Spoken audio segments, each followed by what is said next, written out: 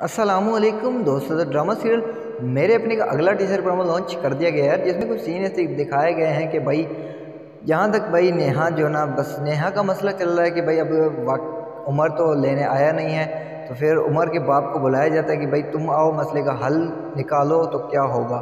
तो वो आता है भाई, बैठता है तो कहता है कि मुझे एक मौका दो, नेहा से मैं बात करूं और उमर से बात करके देखता हूं क्या सीन बनता है यार।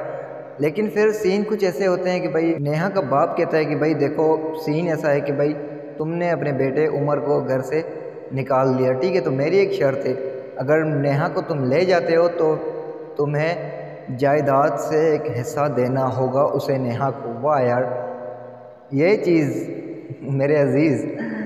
फिर इसके बाद सीन दिखाया गया कि मरियम बिल्कुल तैयार होके निकाह के लिए जा रही होती है और उमर भी उससे राज़ी होता है, और उमर उतने में जो ना उस मरियम से निकाह करने के लिए बैठा होता है।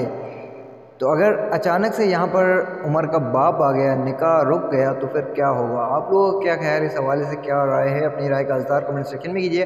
अगर वीडियो अच्छी लगी तो यार लाइक कमेंट शेयर करना ना भूलना।